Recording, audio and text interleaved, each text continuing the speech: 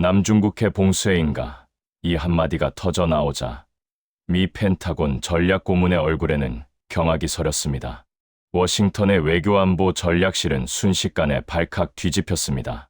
세계 최강의 전투기 F-16 도입을 포기하고 필리핀이 선택한 것은 한국의 FA-50이었습니다.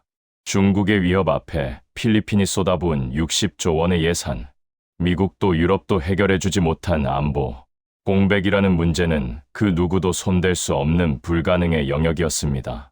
하지만 중국의 관영 매체는 대한민국을 향해 노골적으로 비웃으며 조롱했습니다. 한국의 MRO 기술 따위가 중국의 압박을 이길 수 있다고. 어림없는 소리. 그들은 한국의 FA-50이 단순한 값싼 장난감에 불과하다고 코웃음쳤습니다. 그런데 믿기 힘든 일이 벌어졌습니다. 필리핀은 한국으로부터 전투기가 아닌 MRO 기술과 해군 기지, 현대화라는 영구적인 기술 지분을 확보했습니다.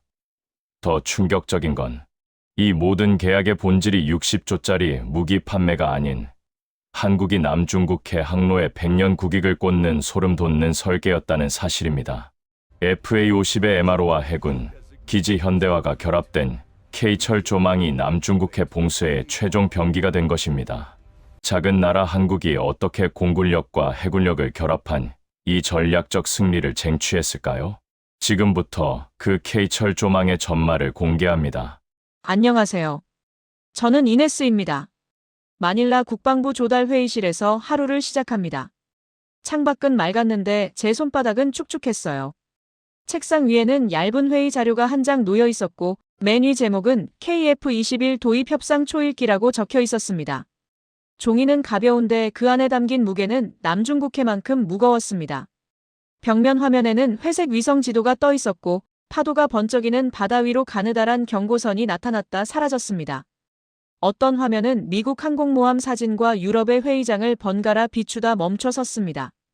마치 어디에도 손이 닿지 않는다는 걸 보여주는 듯했죠. 누군가가 뒤에서 낮게 숨을 삼켰고 저는 그 소리가 마치 물대포가 선체를 때릴 때 나는 둔탁한 울림처럼 들렸습니다. 우리는 오랫동안 하늘을 비워둔 나라였습니다. 오래된 전투기들이 물러난 뒤 바다 위에서 벌어지는 일들을 바라만 봐야 했죠. 해경선이 밀리고 보급선이 막히고 항공기가 위협 비행을 해도 우리는 대응 시간을 계산하며 버텼습니다. 버텼다는 말은 참 편하네요. 실제로는 매일 조금씩 뒤로 밀린다는 뜻이니까요. 특히 서필리피네라고 부르는 그 바다는 지도 위에서는 한 줄인데 현장에서는 사람의 숨이 걸린 길입니다. 저는 커피를 한 모금 마셨다가 바로 내려놓았습니다. 목 안쪽이 타는 느낌이 가시지 않았거든요. 회의장 한쪽엔 통역 장비가 정리돼 있었고 스피커에서는 시험 음성이 흘렀습니다. 오늘 들어올 사람들 중에는 외국인 자문단도 있다고 들었습니다. 그들이 어떤 표정으로 우리 공백을 바라볼지 저는 그 시선이 싫기도 하고 필요하기도 했습니다. 회의 시작종이 울리기 전에 참모가 제게 조용히 말했습니다. 이번 선택은 단순 구매가 아니라 편을 고르는 일입니다. 저는 고개를 끄덕였지만 속은 흔들렸습니다. KF-21이라는 이름이 제 머릿속에서 계속 맴돌았고 그 이름이 가리키는 것은 금속 덩어리가 아니라 우리 주권의 빈칸 같았습니다. 그리고 바로 그 순간 문이 열리며 낯선 인물이 회의실로 들어왔습니다. 낯선 인물은 미국에서 왔다는 전략 자문이었습니다. 그는 회색 정장을 입고 있었는데 눈가가 피곤해 보였어요. 악수를 나누자 손끝이 차갑더군요. 그가 자리에 앉자마자 우리 쪽 장교가 위성 화면을 가리켰습니다. 남중국해 분쟁 수역에서 또 충돌이 있었고 공중에서는 접근 비행이 계속된다는 보고였습니다. 화면 한쪽에는 작은 어선과 큰 선박의 크기 차이가 대비되어 있었고 저는 그 대비가 사람과 국가의 대비처럼 느껴져 숨이 막혔습니다. 미국 자문은 잠시 말을 잃은 듯 하다가 조용히 물었습니다. 당신들은 왜 아직도 제공권을 포기한 채로 버팁니까? 그 질문이 제 가슴을 찔렀습니다. 저는 대답을 준비해왔지만 진짜 답은 늘 같았습니다. 시간과 납기가 우리 편이 아니라는 것. 그리고 우리가 믿어온 구원자들이 지금은 너무 바쁘다는 것. 우크라이나, 중동, 대만 곳곳이 불타고 있는데 우리 바다의 긴장은 늘 우선순위 뒤로 밀렸습니다. 그 사실을 인정하는 순간 제 자존심이 내려앉는 느낌이 들었습니다. 그때 회의 자료를 넘기던 제가 무심코 한 줄을 읽었습니다. 전투기는 성능이 아니라 지속으로 싸운다. 한국 쪽 자료에 적힌 문장이었어요. 저는 그 문장에 눈이 멈췄습니다. 남중국해에서 중요한 건 한 번의 화려한 출격이 아니라 계속 떠 있을 수 있는 능력이라는 뜻이었죠. 제 옆에 참모가 덧붙였습니다. 그래서 F-16이 아니라 FA-50부터 시작한 겁니다. 빨리 받을 수 있고 계속 돌릴 수 있으니까요. 저는 잠깐 제 아버지를 떠올렸습니다. 공군 정비사였던 그는 늘 말했어요. 기체는 하늘에서 싸우지만 전쟁은 경납고에서 결정된다고요. 그 말이 제 혀끝에 닿자 저는 침을 삼켰습니다. 미국 자문은 고개를 살짝 젓더니 입술을 굳게 다물었습니다. 그는 낮게 중얼거렸습니다. 당신들이 찾는 건 무기가 아니라 공백을 메울 체계군요. 저는 그 말에 심장이 조금 빨리 뛰었습니다. 우리는 지금 어떤 답을 사는 게 아니라 비어있던 하늘을 다시 설계하려는 거였습니다. 그리고 그 설계의 이름이 KF-21인지 아직은 아무도 확신하지 못한 채였죠. 하지만 회의실 공기가 바뀌었습니다. 누군가가 처음으로 다음 질문을 입에 올렸습니다. 그럼 한국은 어디까지 해줄 수 있습니까? 저는 조달국에서 12년째 일하고 있습니다. 숫자와 일정표, 계약 문장 사이에서 살아왔죠. 전장에 서본 적은 없지만 전장의 그림자가 먼저 들이우는 곳이 바로 제 자리입니다. 새벽에 울리는 전화는 늘 같은 내용입니다. 어딘가에서 중국 함정이 가까이 왔다. 레이더가 잠깐 잠잠해졌다. 또 무언가가 비행 경로를 가로막았다. 그때마다 저는 결제선과 예산표를 떠올립니다. 어떤 결정이 늦어지면 바다는 더 넓어집니다. 필리핀은 몇 해 전부터 군 현대화 계획을 다시 세우고 있습니다. 이름도 단계도 많았지만 요지는 간단했습니다. 비어있는 하늘을 채우는 것. 그래서 우리는 한국의 FA-50을 먼저 드렸습니다. 가벼운 전투기라고 무시하는 사람도 있었지만 실제로는 우리 공군이 다시 훈련하고 다시 날기 시작하게 만든 기체였습니다. 조종사들은 초음 속으로 하늘을 뚫고 정비사들은 높은 가동률을 유지하려 땀을 흘렸습니다. 그 경험이 쌓이자 우리는 한 번 더 주문을 넣었습니다. 추가 도입 서류가 승인된 날, 저는 서류처를 끌어안고 잠깐 숨을 골랐습니다. 그 한 장이 우리 공백을 조금 줄여준다는 걸 알았으니까요. 한편으로 우리는 미국의 F-16을 검토한 적도 있습니다. 누구나 알고 있는 이름이니까요. 그러나 현실은 종종 전설보다 차갑습니다. 생산 일정이 밀리고 우선순위가 바뀌고 국제 정세에 따라 조건이 흔들립니다. 제가 원한 건 멋진 사진이 아니라 우리 공군이 언제 무엇을 받을 수 있는지에 대한 확실한 달력이었습니다. 바다에서도 한국의 이름이 보였습니다. 해군이 운용하는 호위함은 한국 조선소에서 건조된 배였습니다. 작전 보고를 들을 때마다 저는 선체의 강철보다도 납기라는 약속이 더 또렷하게 느껴졌습니다. 약속이 지켜지면 신뢰가 생기고 신뢰가 쌓이면 다음 단계로 갈 수 있으니까요. 하지만 다음 단계는 다릅니다. 다목적 전투기, 즉 우리 하늘의 중심축을 바꿔야 하는 순간이 오고 있었습니다. 회의실의 위성 화면이 꺼지고 제 앞에 놓인 KF-21 자료가 더 또렷하게 보였습니다. 그때 저는 속으로 질문을 되뇌었습니다. 이 선택이 우리를 지켜줄까 아니면 더 큰 파도를 부를까? 그리고 그 질문 위로 참모가 새 소식을 들고 달려왔습니다. 참모가 제게 내민 것은 2장의 문서였습니다. 첫 장은 좋은 소식이었어요. 한국과의 추가 FA-50 도입 계약이 공식 절차를 마쳤다는 통보였습니다. 이미 우리는 그 기체를 운용하며 배웠습니다. 무엇이 잘 돌고 무엇이 막히는지. 그리고 그 배움이 다음 구매를 가능하게 한다는 것도요. 하지만 2번째 장이 제 숨을 멈추게 했습니다. 고위급 회담 일정표 그리고 KF-21 관련 기술 협의가 탐색 단계를 넘어섰다는 요지의 보고였습니다. 아직 결정된 것은 없다고 적혀 있었지만 문장 사이에서 저는 흐름을 읽었습니다. 한국은 준비가 되어 있고 우리는 결심만 남았다는 분위기였죠.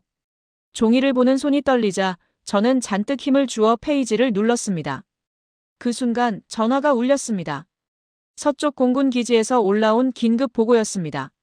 중국 전투기가 우리 항공기에 가까이 접근했고 비행 경로를 가로막는 행동이 반복됐다는 내용이었어요. 조종사는 목소리를 낮게 눌러 말했지만 그 안에는 분노와 무력감이 섞여 있었습니다. 저는 그 말을 들으며 지도 위에서만 보던 선이 실제 하늘에서 그어지고 있다는 사실을 다시 느꼈습니다. 회의실로 돌아오니 미국 자문이 창가에 서 있었습니다. 그는 위성 화면을 바라보다가 제게 한마디를 던졌습니다. 남중국해를 봉쇄하는 수준으로 가겠다는 의지가 보이는군요. 그 말은 질문 같기도 하고 경고 같기도 했습니다. 저는 그를 바라보며 답했습니다. 우리가 봉쇄하는 게 아니라 우리가 봉쇄당하고 있습니다. 말이 끝나자 제 목이 잠깐 메었습니다. 그날 오후 저는 결제선 위에 제 이름을 올릴 준비를 시작했습니다. 다목적 전투기 사업을 다시 가속해야 했습니다. 단순히 하늘을 지키는 문제가 아니라 우리 외교와 경제가 숨을 쉴 공간을 되찾는 문제였으니까요. 그런데 제 메일함에 한국 쪽 연락 담당자의 메시지가 도착했을 때 저는 예상치 못한 문장을 보게 됩니다. 이네스, 당신이 원하는 건 기체가 아니라 시간입니다. 만나서 이야기합시다. 그리고 저는 답장을 쓰기 전에 잠시 눈을 감았습니다. 제5장 갈등 속 선택. 저는 그날 밤 집으로 돌아가도 서류 냄새가 빠지지 않는 느낌이었습니다. 샤워를 해도 머릿속에서는 지도와 숫자가 떠다녔고 남중국해의 물비린내가 상상처럼 따라붙었습니다. KF-21이라는 이름을 적은 메모가 침대 옆에 놓여 있었는데 그 글자가 마치 파도처럼 흔들렸습니다. 다음 날 아침 저는 부서장과 단둘이 앉았습니다. 그는 예산표를 펼치며 말했습니다. 다목적 전투기는 한 번에 끝나는 구매가 아니다. 유지, 무장, 훈련, 정비시설까지. 당신은 그 시간을 감당할 자신이 있나? 저는 대답을 망설였습니다. 자신이 없어서가 아니라 그 질문이 너무 정직했기 때문입니다. 그때 회의실 문이 열리고 한국 쪽 연락 담당자가 들어왔습니다. 그는 제 이름을 또렷하게 부르더니 자료를 꺼내지도 않고 먼저 말했습니다. 미국이 우리에게 F-16을 팔아주지 않는 이유는 무엇일까요? 비용 때문이 아닙니다. 그는 잠깐 숨을 골랐습니다. 그들의 생산 능력과 우선순위, 그리고 정치가 얽혀 있습니다. 결국 우리는 납기와 지속 가능성의 문제를 풀어야 합니다. 미국 자문도 그 자리에 있었습니다. 그는 불편한 표정으로 팔짱을 꼈습니다. 한국 담당자는 말을 이어갔죠. 당신들은 동맹 안에서 상호 운용성을 유지하면서도 공백을 메울 두 번째 해법을 찾고 있습니다. 그게 현실입니다. 저는 그 말이 너무 냉정해서 오히려 위로처럼 들렸습니다. 하지만 고민은 끝나지 않았습니다. KF-21을 선택하면 중국이 어떻게 반응할까요? 미국은 표면적으로 웃어도 속으로는 경계하지 않을까요? 그리고 만약 정권이 바뀌고 트럼프 시대 같은 격한 파도가 다시 오면 동맹의 긴장도 더 커질 수 있습니다. 저는 그 가능성을 떠올리자 속이 서늘해졌습니다. 부서장은 제게 물었습니다. 당신이 지키려는 건 체면인가 시간인가? 저는 잠시 고개를 떨궜습니다. 결국 저는 한 문장으로 스스로를 설득해야 했습니다. 우리가 원하는 건 전쟁이 아니라 전쟁을 못 오게 만드는 준비라고요. 그리고 그 준비의 가장 큰 재료가 시간이란 사실을 저는 이제 인정할 수밖에 없었습니다. 그때 한국 담당자가 조용히 제게 제안했습니다. 서울에서 실무진과 만나십시오. 시설과 일정, 우리가 줄 수 있는 시간을 직접 보셔야 합니다. 저는 대답 대신 손끝으로 메모지를 접었습니다. 출장이 시작되는 소리처럼 종이가 작게 울렸습니다. 서울로 가는 비행기 안에서 저는 창밖을 오래 바라봤습니다. 바다는 멀어졌지만 마음속 남중국해는 더 선명해졌습니다. 기체가 구름을 뚫을 때마다 저는 우리에게도 이런 상승감이 필요하다고 생각했습니다. 옆자리의 수행 장교가 조용히 말했죠. 이번에는 구경이 아니라 확인입니다. 저는 고개를 끄덕였습니다. 맞습니다. 이제는 눈으로 확인하지 않으면 결제선에 제 이름을 올릴 수 없었습니다. 한국에 도착하자 차가운 공기가 얼굴을 때렸습니다. 공항에서 바로 공장과 시험시설로 이동했습니다. 커다란 경납고 안에는 FA-50이 줄지어 있었고 작업자들은 익숙한 손놀림으로 패널을 열고 닫았습니다. 저는 그들의 손에서 전투기보다도 더 중요한 것을 봤습니다. 반복과 표준, 그리고 납기를 지키려는 리듬이었습니다. 그 리듬이 있으면 작은 나라의 하늘도 다시 세울 수 있습니다. 다음 방문지는 시험 비행 일정이 잡힌 구역이었습니다. 멀리서 KF-21 기체가 보였고 저는 무심코 숨을 들이켰습니다. 그림으로만 보던 형상이 실제로 활주로 위에 있었으니까요. 안내자가 말했습니다. 이 프로그램은 단계적으로 성능을 올리는 구조입니다. 처음은 공대공 중심, 다음은 정밀 타격과 해상 타격까지 확장됩니다. 그 말을 듣는 동안 저는 우리 예산표를 떠올렸습니다. 한 번에 완벽할 수 없다는 현실이 오히려 현실적인 희망이 될 수도 있겠다고요. 저녁 회의에서 한국 담당자는 조용히 핵심을 꺼냈습니다. 당신들이 두려워하는 건 가격이 아니라 지속입니다. 그래서 우리는 기체만이 아니라 교육, 부품, 정비 체계를 함께 제안합니다. 필요하다면 필리핀 안에 정비 수리 역량을 키우는 방식도 논의할 수 있습니다. 저는 그 말을 듣자 목이 잠깐 뜨거워졌습니다. 우리가 원하던 단어가 바로 그거였거든요. 자립, 그리고 지속. 그날 밤 호텔방에서 저는 노트를 펼쳤습니다. KF21이냐, 다른 선택이냐라는 질문은 조금 바뀌어 있었습니다. 우리는 어떤 파트너와 어떤 시간을 살 것인가? 저는 펜을 멈추고 결심이 몸속에서 천천히 내려앉는 느낌을 받았습니다. 그리고 바로 그 순간 마닐라에서 걸려온 전화가 그 결심을 시험하기 시작했습니다. 제7장 보조 이야기. 전화는 마닐라에서 온 것이 아니라 팔라완에 있는 친구에게서 왔습니다. 그는 해군에 있고 늘 말수가 적었습니다. 그런데 그날은 목소리가 갈라져 있더군요.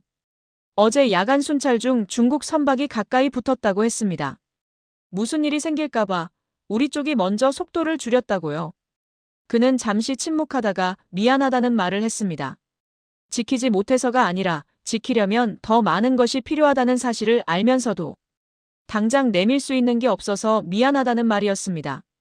전화를 끊고도 제 귀에는 그 낮은 목소리가 남았습니다. 저는 창문을 열어 밤 공기를 들이마셨습니다. 서울의 차가운 공기가 폐 깊숙이 들어오는데 그 차가움이 오히려 정신을 맑게 했습니다. 이 모든 결정은 회의실이 아니라 저 바다에 있는 사람들에게 돌아간다는 사실이 분명해졌습니다. 다음 날 한국 담당자인 민지가 저를 찾아왔습니다. 그는 자료를 들고 오지 않았습니다. 대신 작은 지도 한 장을 꺼내더니 남중국해에서 필리핀 기지까지 거리를 손가락으로 짚었습니다. 당신들은 매번 시간을 잽니다. 중국 전투기는 어느 기지에서 얼마나 걸려오는지, 우리는 몇 분 안에 뜰 수 있는지. 민지는 제 눈을 똑바로 보며 말했습니다. 그래서 우리는 기체 성능만 이야기하지 않겠습니다. 정비와 부품이 끊기지 않는 길을 함께 만들자고요. 저는 그 말이 마음에 닿는 걸 느꼈습니다. 솔직히 말하면 저는 이런 제안이 두려웠습니다. 너무 가까워지는 건 책임이 커지니까요. 하지만 민지는 말을 이어갔습니다. 책임은 혼자 지는 것이 아니라 함께 나누는 겁니다. 그 말에 저는 웃음이 나오려다 멈췄습니다. 울 것 같은 기분이 섞여 있었거든요. 그날 저녁 식사 자리에서 저는 민지에게 물었습니다. 당신들은 왜 우리에게 이렇게까지 하려 합니까? 민지는 잠시 생각하다가 짧게 답했습니다. 우리도 한때는 공백이 있었으니까요. 그 대답은 길지 않았지만 제 가슴을 오래 두드렸습니다. 그리고 바로 그 마닐라로 돌아온 날, 공항의 공기가 무겁게 느껴졌습니다. 서울에서의 차가운 공기와 달리 여기에 습기는 모든 감정을 달라붙게 만들었습니다. 저는 바로 브리핑룸으로 향했습니다. 부서장과 참모들이 기다리고 있었고 화면에는 여론 그래프가 올라가 있었습니다. 사람들은 묻고 있었습니다. 왜 한국인가? 왜 지금인가? 미국은 무엇을 하느냐? 질문은 날카로웠지만 저는 그 안에 더 큰 공포가 있다는 걸 느꼈습니다. 정말로 우리가 혼자 남게 될까 두려워하는 마음 말입니다. 저는 준비해온 보고를 시작했습니다. FA50 추가 도입으로 단기 공백을 줄이고 다목적 전투기 사업을 가속하며 정비 역량을 함께 키운다. 저는 일부러 KF21이라는 이름을 서두에 꺼내지 않았습니다. 이름이 먼저 나오면 논쟁이 폭발하니까요. 대신 지속과 시간이라는 단어를 반복했습니다. 그 단어가 우리 국민의 숨과 더 가깝다고 믿었거든요. 브리핑이 끝나자 장관이 조용히 물었습니다. 그럼 당신은 무엇을 원합니까? 저는 숨을 고르고 대답했습니다. 우리가 다시 떠오를 수 있는 하늘입니다. 한 번이 아니라 계속 떠 있을 하늘입니다. 장관은 한참을 생각하더니 예비 승인 지시를 내렸습니다. 실무 협의는 계속하되 국가 전략 차원에서 준비를 시작하라는 말이었습니다. 제 어깨에서 무언가가 툭 떨어지는 느낌이 들었습니다. 잠깐이나마 승리 같았죠. 그런데 바로 그날 오후 외교 채널로 중국의 강한 항의가 전달됐습니다. 특정 국가와의 군사 협력이 지역 긴장을 높일 수 있다는 메시지였어요. 언론은 그 문장을 크게 다뤘고 방송 화면에는 남중국해 파도 위로 붉은 경고선이 더 씌워졌습니다. 저는 그 경고선이 마치 제 목을 조이는 끈처럼 느껴졌습니다. 미국 자문도 다시 나타났습니다. 그는 처음보다 더 굳은 얼굴이었어요. 그리고 낮게 말했습니다. 당신들이 그 철조망을 치려는 순간 누군가는 그 철조망을 끊으려 들 겁니다. 저는 그 말을 들으며 창밖을 보았습니다. 바다에서 불어오는 바람이 창문을 흔들었고 그 흔들림이 앞으로 닥칠 폭풍의 예고처럼 들렸습니다. 그리고 바로 그때 제 휴대전화에 더 나쁜 소식이 떠올랐습니다. 내부 문서가 유출됐다는 보고였습니다. 문서 유출은 단순한 사고가 아니었습니다. 누군가는 의도적으로 날짜와 문장을 떼어내 마치 우리가 이미 모든 것을 결정한 것처럼 보이게 만들었습니다. 국회는 긴급 청문회를 예고했고 야당 의원들은 카메라 앞에서 제 이름을 거론했습니다. 저는 텔레비전 화면 속에서 제 얼굴이 아닌 제 직책이 공격당하는 것을 보았습니다. 그때 제 마음은 이상하게도 분노보다 두려움이 먼저 올라왔습니다. 잘못하면 이 논의 자체가 멈출 수 있으니까요. 현장은 더 거칠어졌습니다. 해상에서의 압박은 늘어나고 항공기의 접근 보고는 더 잦아졌습니다. 작전 보고서에는 단어가 하나 더 붙어 있었습니다. 회색지대. 전쟁은 아니지만 평화도 아닌 상태. 그 사이에서 우리는 계속 시간을 잃었습니다. 저는 밤늦게 사무실에 혼자 남아 여론 대응 문장을 고쳤습니다. 미국도 유럽도 해결해주지 못한 안보 공백이라는 말이 머릿속에 떠올랐습니다. 제가 그 문장을 적으려다 멈추었습니다. 사실이지만 누군가에게는 공격처럼 들릴 수 있었습니다. 하지만 숨길 수 없는 사실이기도 했죠. 해결해주지 못했다기보다 그들도 자기 불을 끄느라 손이 모자란 겁니다. 문제는 우리의 불이 꺼지면 누군가가 그 자리에 들어온다는 점이었습니다. 민지가 메시지를 보내왔습니다. 이네스, 흔들리지 마세요. 이름이 아니라 구조를 지키면 됩니다. 저는 그 말을 읽고도 한참 답장을 못했습니다. 말이 쉽지 구조를 지키는 일은 사람의 얼굴을 견뎌야 합니다. 저는 제 얼굴을 만져봤습니다. 피곤이 쌓여 뺨이 꺼져 있었고 눈밑이 무거웠습니다. 그때 미국 자문이 제 방으로 들어왔습니다. 그는 문을 닫고 낮게 말했습니다. 워싱턴에서도 분위기가 좋지 않습니다. 당신들이 어느 쪽으로 기울었는지 모두가 예민하게 봅니다. 저는 그 말이 협박인지 걱정인지 구분되지 않았습니다. 다만 분명한 건 우리에게 다가오는 것은 단지 중국의 압박만이 아니라 선택을 둘러싼 모든 시선이라는 사실이었습니다. 그리고 그 시선이 가장 무서운 순간은 누군가가 진짜로 손을 놓아버릴 때입니다. 청문회는 생각보다 빨리 열렸습니다.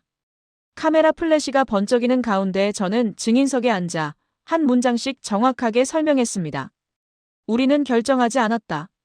우리는 검토하고 있다. 우리는 공백을 메우려 한다.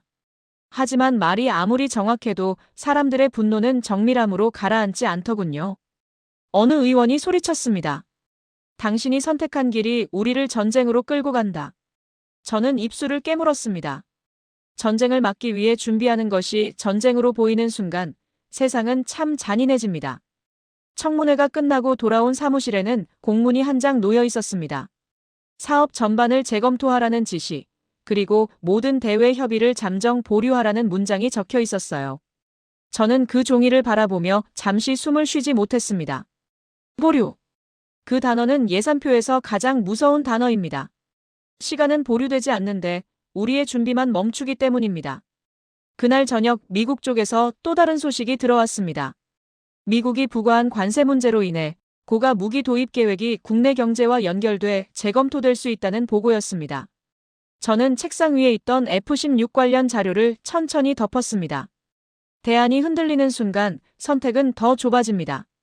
좁아진 길 위에서 사람들은 더 크게 싸우죠. 민지는 밤늦게 전화했습니다. 서울에서는 협의를 계속할 준비가 되어 있습니다. 하지만 필리핀 내부 절차가 멈추면 우리도 기다릴 수밖에 없습니다. 그의 목소리는 차분했지만 그 안에 실망이 아닌 우려가 섞여 있었습니다. 저는 그 우려를 들으며 이상하게도 눈물이 나올 것 같았습니다. 저는 울지 않으려 고개를 들어 천장을 봤습니다. 형광등이 희미하게 깜빡였고 그 깜빡임이 마치 우리 하늘에 깜빡이는 경고등 같았습니다. 그날 밤 집에 돌아와 가방을 내려놓는데 팔라완에 있는 친구에게서 메시지가 왔습니다. 오늘도 그들이 가까이 왔다. 우리는 또 시간을 잤다. 저는 그 문장을 읽고 마음속에서 무언가가 툭 부러지는 소리를 들었습니다. 그리고 그때였습니다. 제가 오랫동안 붙잡고 있던 자존심이 아니라 책임이 제 등을 밀어붙이기 시작한 순간은 저는 며칠 동안 잠을 제대로 못 잤습니다. 눈을 감으면 청문회장의 플래시가 떠오르고 눈을 뜨면 팔라완의 바다 냄새가 상상처럼 코끝에 스쳤습니다. 사람들은 제게 물었습니다. 왜 이렇게까지 서두르느냐? 저는 대답을 하다가 문득 멈췄습니다. 서두르는 게 아니라 뒤처진 시간을 따라잡는 것뿐인데 말입니다. 한밤중에 저는 책상 서랍에서 오래된 메모를 꺼냈습니다. 몇 년 전 저는 이렇게 적어두었더군요. 돈이 문제다. 예산만 확보하면 된다. 그 메모를 읽자 얼굴이 붉어졌습니다. 그때의 저는 너무 단순했습니다. 그러나 지금의 이네스는 제 명제를 정면으로 반박하고 있었습니다. 문제는 돈이 아니라 시간과 지속 가능성이었습니다. 돈은 한 번 쓰면 끝이지만 시간은 한 번 놓치면 돌아오지 않습니다. 지속 가능성은 더 잔인합니다. 하루가 아니라 10년을 버틸 구조가 없으면 우리는 매년 같은 공백을 다시 맞습니다. 저는 창문을 열고 밖을 보았습니다.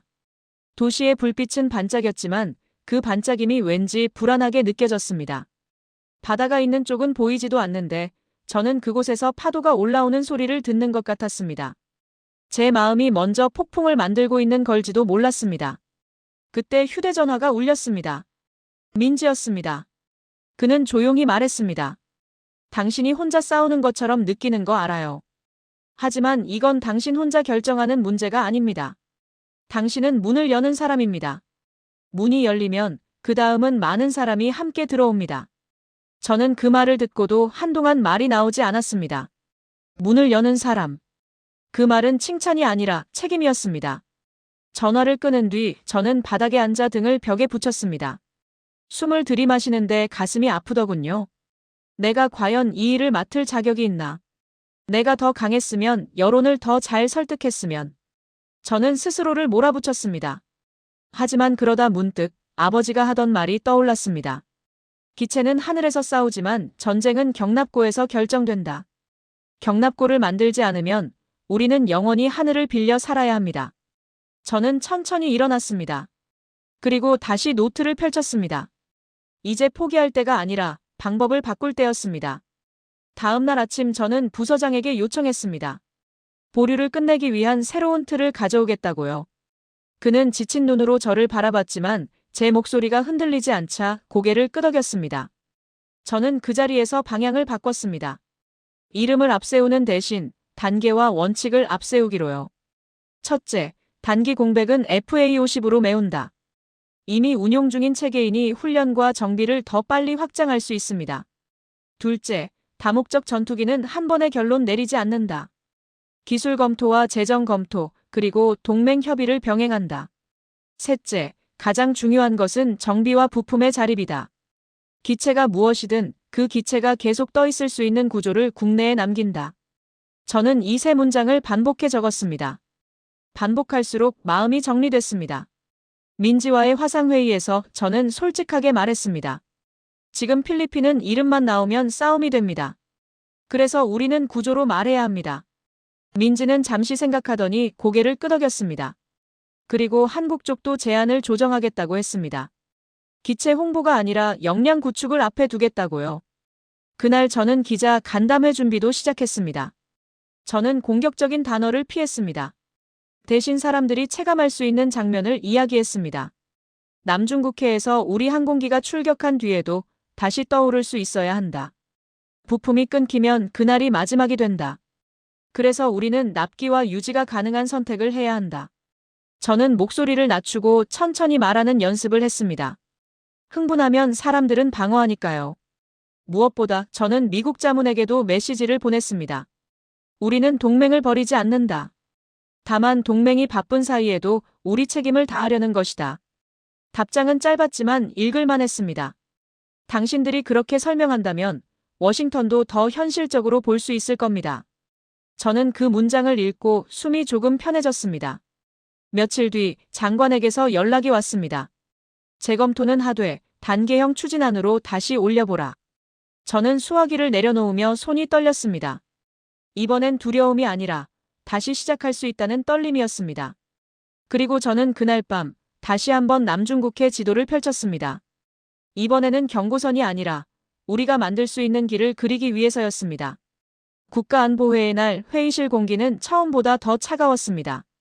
이번에는 기자들도 야당도 외교 채널도 모두 눈을 부릅뜨고 지켜보고 있었죠. 저는 서류철을 들고 단상에 섰습니다. 그리고 시작 문장을 천천히 꺼냈습니다. 우리가 맞서는 것은 전쟁이 아니라 공백입니다. 공백이 길어질수록 누군가는 그 자리를 차지합니다. 저는 그 말을 한 뒤 화면에 남중국해 지도를 띄웠습니다. 그리고 질문을 바꿨습니다. 어떤 전투기를 살 것인가가 아니라 우리 하늘을 어떻게 계속 열어둘 것인가. 저는 단계형 추진안을 설명했습니다. 단기적으로는 FA-50 전력을 강화한다. 중장기적으로는 다목적 전투기 사업을 추진하되 납기와 정비 자립을 최우선 기준으로 삼는다.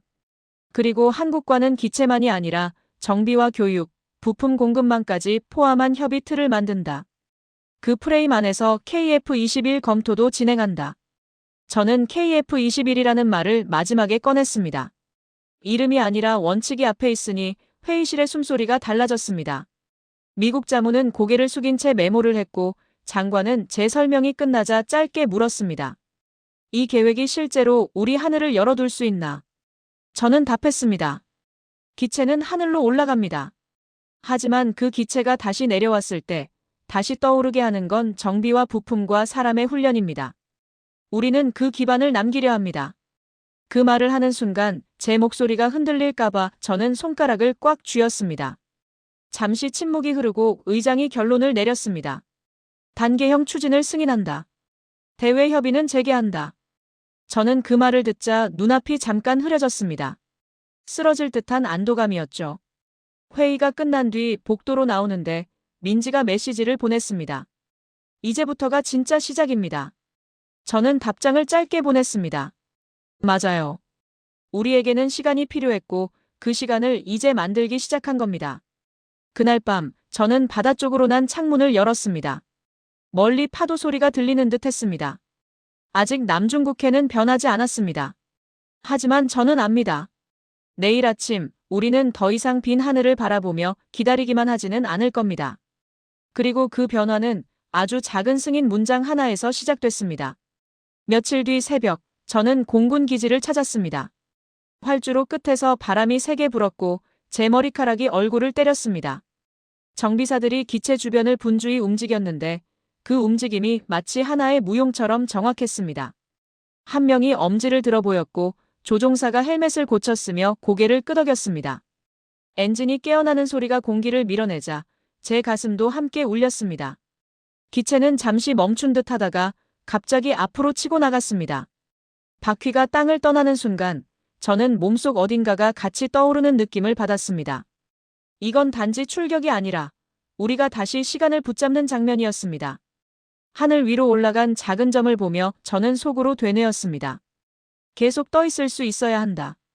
그 한 문장이 제 삶의